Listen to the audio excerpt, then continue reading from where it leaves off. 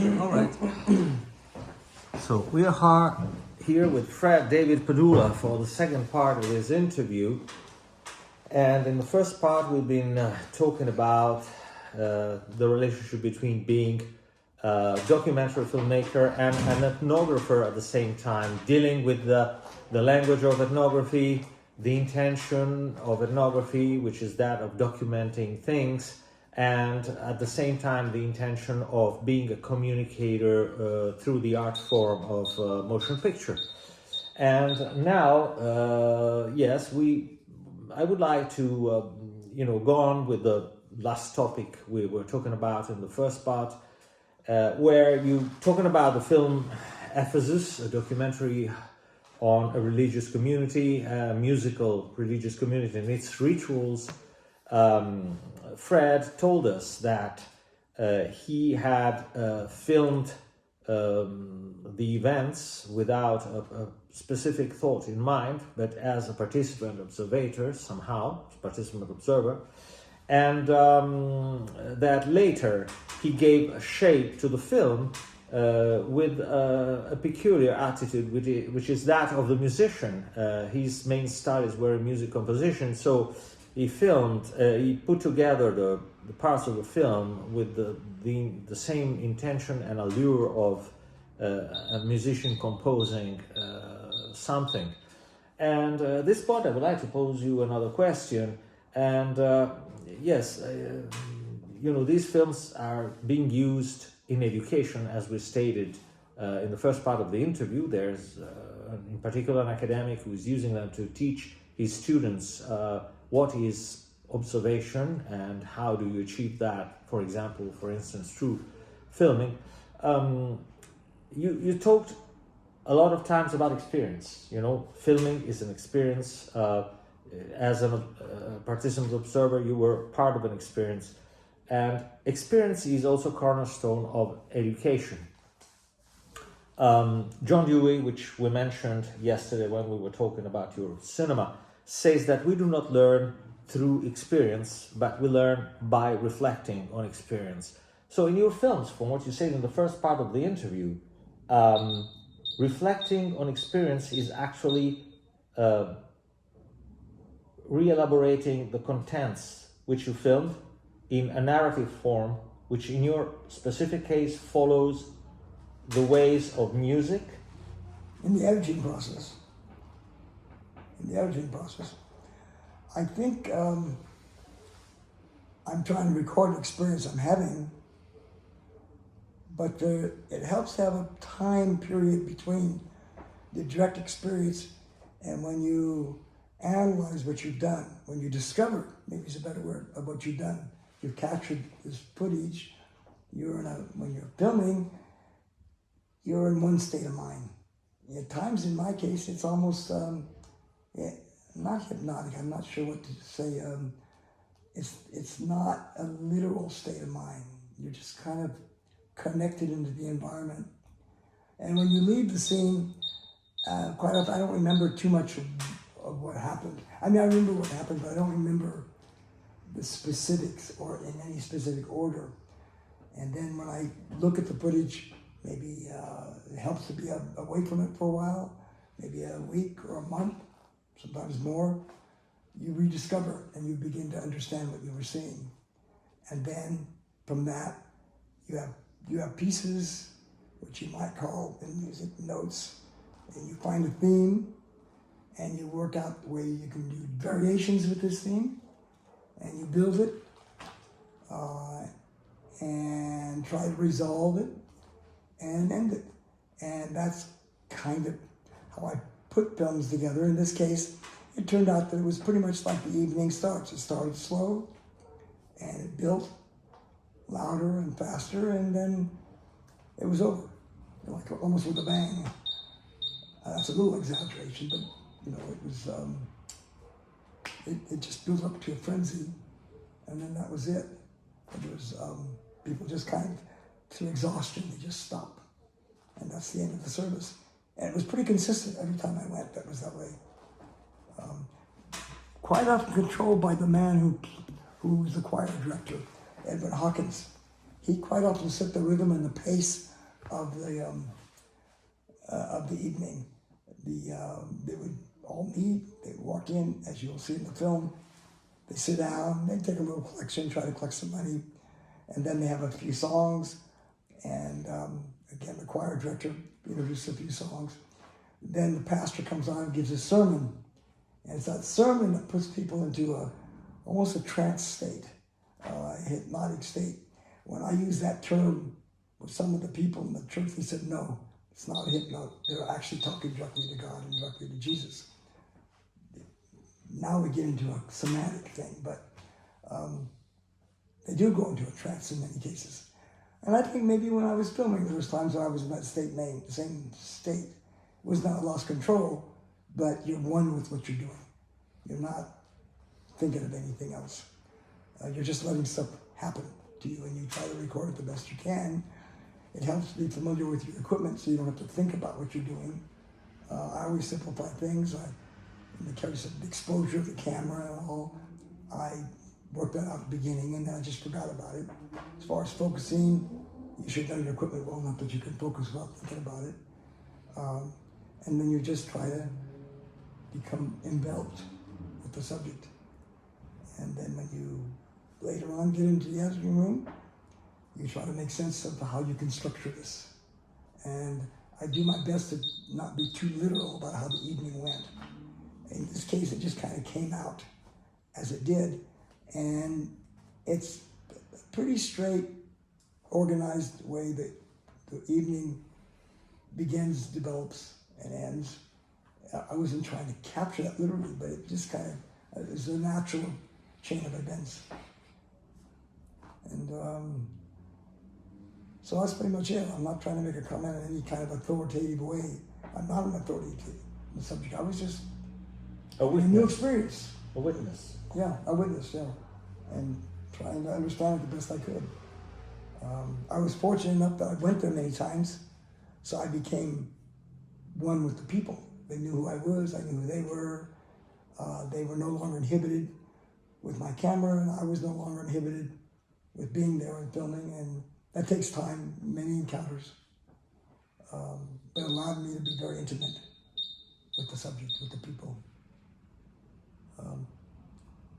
And that's what I tried to capture, and that's what I tried to show in the film, in the editing. And now let's get to the relationship between this part of your activity, which is documenting, and what do you believe about artistic expression. So we had a discussion yesterday about that, which was very interesting, and you told me what you thought were the principles of being an artist, or more precisely the anecdotal aspects in your personal experience of what it meant to produce something which had an artistic dimension. What can you tell us?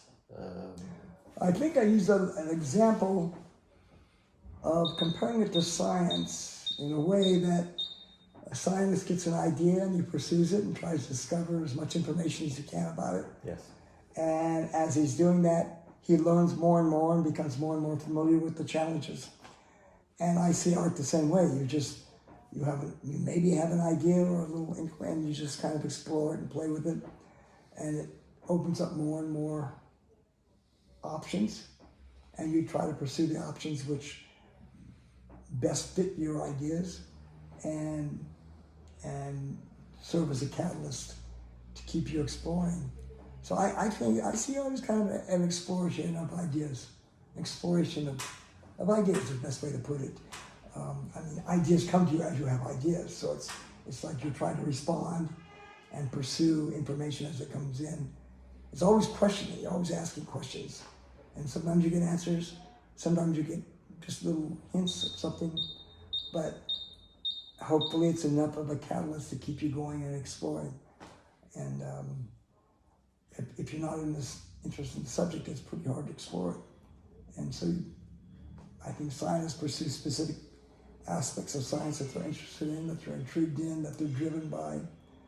And I don't see art as so different from that. I mean, art's a dangerous word. I don't like the word art so much because that suggests painting something, or I just see it as a way of living in the world and trying to learn more. I think it's human nature, a curiosity. If you have curiosity, then you're asking questions, you're looking deeper and deeper, and the deeper you look, the more you find. And I think that serves as science, and I think it serves in art. In my case, it's difficult to put it in words.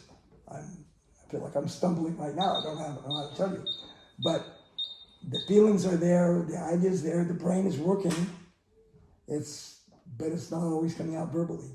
So it's a poet, a good poet can write these feelings down.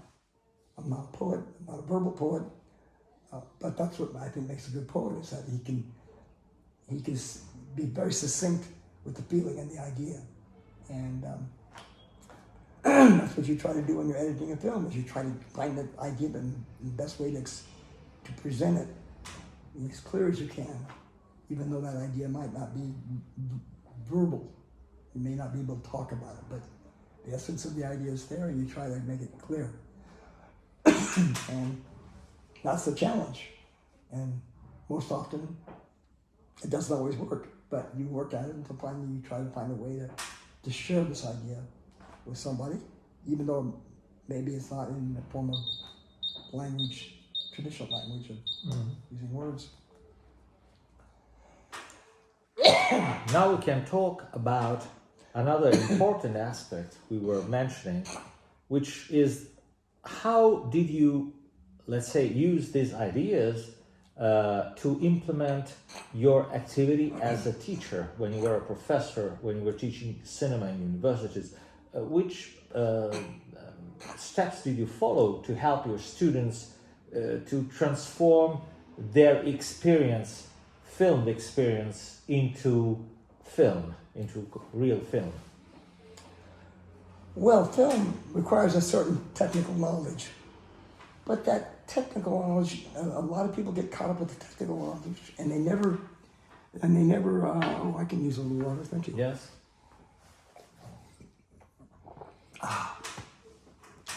The danger of us, I found with students, is they get involved with the technology of it, but they never match it up with ideas, and quite often they don't have ideas. That's not where their mind is working. I always try to, in my classes, not make a big deal about the technology. When they would bring footage that they photographed into me, we would go over it, and I would ask them, how did they fail? Or why isn't it doing what you're telling me you think it should do? And then we might explore the technologies, what they could have done differently. Maybe better lighting, maybe focus the camera more carefully, maybe a little different angle.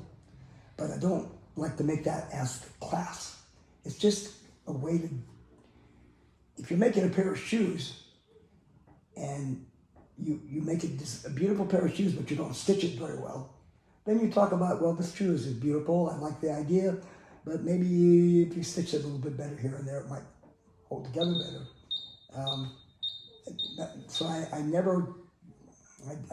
I tried to avoid making my classes a technical class. I wanted them to explore ideas and feelings. And most of my students, my good students, came from other fields. They didn't come from film, they weren't filmmakers initially. I found that when I got a student who had a degree in film into my class, it was unusual that they would ever get past the technical part and actually try to explore ideas. For many reasons. Sometimes people are very inhibited. They don't want to get too deep. Either they're inhibited, they don't want to ask you certain things or get too close, or maybe they don't want to reveal certain things. The idea is to try to understand what the student is feeling and then help him find a way to express it. And there's no simple way to do that. It's very challenging. It's very exhausting as a teacher. I find teaching very difficult to be effective. As far as filmmaking goes, technical photography particularly, you can learn pretty much everything you know in an hour. But from then on, it's a pursuit of ideas and visions. And that's what I tried to do in my classes. I tried to help them best express what they were feeling or thinking or trying to discover. Not easy to do. Yes. Yeah. Okay, so I think this could be the end of part 2, but stay online because in part 3 we will be talking about Fred film on mountain climbing, which is El Capitan. So see you in a while.